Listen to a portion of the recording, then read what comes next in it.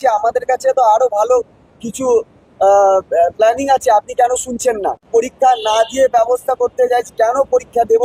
আমরা ন্যূনতম কথা বলতে চাইছি, আমাদের কাছে তো আরো ভালো কিছু প্ল্যানিং আছে, আপনি কেন শুনছেন না?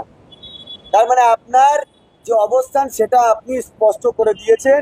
আপনি মূলত আমাদের মুখ্যমন্ত্রী হতে পারেননি, আপনি আমাদের পক্ষে কথা বলতে পারেননি, এবং ওই দুর্নীতির দায় আপনি কোনোভাবে এড়িয়ে যেতে পারছেন না বলেই আপনি অন্যদেরকে বেশি সহযোগিতা করছেন।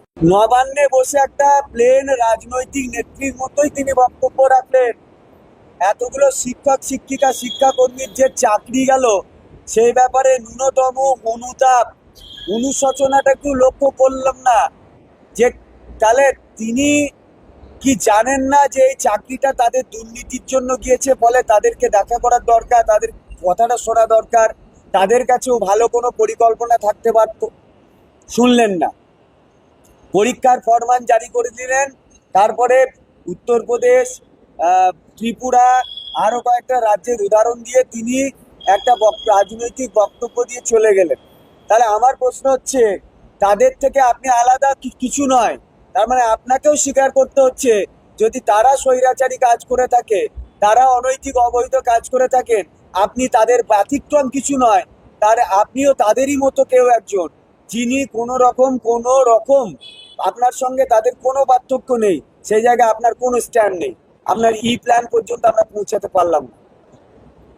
এবার যে পরীক্ষার কথা তিনি বলে গেলেন, ফ্ল্যাট ধরুন 10-15 হাজার শিক্ষক শিক্ষিকা এবং প্রায় 3,500 শিক্ষাকর্মী, তাহলে এই 15,000 শিক্ষক শিক্ষিকা পরীক্ষা দেবে। এতদিন পর্যন্ত তারা সেই জায়গাতেই ছিল, তারা পরীক্ষা দেবে না, কারণ তাদের অপরাধের জন্য তাদের চাকরি যায়নি।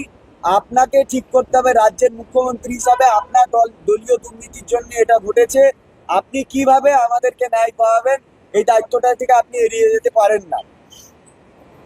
এবার এই সময় পরীক্ষার এখনো সিলেবাস কেউ জানে না, দুয়ারে দাঁড়িয়ে আছে অজস্র এতদিন চাকরি না পাওয়া, পরীক্ষা না হওয়া, তাদের সঙ্গে প্রতিদ্বন্দ্বিতা করতে হবে আমাদেরকে, যারা এখনো পর্যন্ত মানসিকভাবে প্রস্তুতি নয় পরীক্ষা দেওয়ার জন্য। সংখ্যাটা এখন মনে করুন জোর জবরদস্তি আমাদের উপর পরীক্ষা চাপানো হলো, তাতে 2,000 ছেলে চাকরি পেলো, বাকিরা পেলো না। তাদের দায় কে নেবে? তাদের দায়ী থাকবে, সে তাদের ব্যাপারে আপনি কিছু ভেবেছেন? কোথায় গেল আপনার সেই প্ল্যান? আমরা কিচ্ছু জানি না। আমরা মুখ্যমন্ত্রীর এই পরীক্ষা নেওয়ার সিদ্ধান্তের সঙ্গে একমত নই, এবং আমরা অবশ্যই এটার বিরুদ্ধে আমাদের আজকে মিটিং হবে। আমরা ঠিক করব আমাদের কি করা উচিত, কারণ এটা চরম ভাবে আমাদেরকে অপরা করে দেওয়া, কোনো রকম ভাবে আমাদের সঙ্গে সহযোগিতা না করা। উনি বলেছেন যে বিভিন্ন জায়গায় লাঠিপিটা করেছে, আমাদের টিচারদের কি লাঠিপিটা করা হয়নি? তাদের কি রক্ত ঝরেনি? এক তো তাদের দুর্নীতির দায়ে আপনি ফাঁসালেন, আবার তাদেরকে চাকরি না দিয়ে লাঠিপিটা করলেন, এবং এখনো পর্যন্ত তাদের সঙ্গে ন্যূনতম আলোচনার প্রয়োজন মনে করলেন না। না শিক্ষামন্ত্রী না মুখ্যমন্ত্রী, জোর করে যেমন ড্রাফটটা চাপিয়ে দিয়েছিলেন মানে অন্ধকারে, তেমন ড্রাফটের পরিবর্তে এখন জোর করে গেজেট এবং নোটিফিকেশন চাপিয়ে দেওয়া হচ্ছে। তো এই যে চাপিয়ে দেওয়া, ড্রাফটেও দেখবেন সেখানেও কিন্তু উনি ওনার নিজের ছেলেদেরকে বঞ্চিত করছেন না, তাদের টাকা ফেরত দিতে হবে, এটা তার কাছে খুব দুশ্চিন্তা। এটাকে উনি ড্রাফটে লিখছেন, তাদের টাকা ফেরত দিতে যাতে না হয় এটা দেখছেন, তাদের যাতে অন্য দপ্তরে শিফট করে দেওয়া যায়। আরে সিবিআই তাদের দুর্নীতি করে চাকরি ধরেছে, চার্জশিটে তাদের নাম লিখেছে, আপনি তাদের অন্য দপ্তরে দেওয়ার চিন্তা ভাবনা করছেন। আর আমি পরীক্ষা না দিয়ে ব্যবস্থা করতে চাইছি, কেন পরীক্ষা দেব? আমরা ন্যূনতম কথা বলতে চাইছি, আমাদের কাছে তো আরো ভালো কিছু প্ল্যানিং আছে, আপনি কেন শুনছেন না?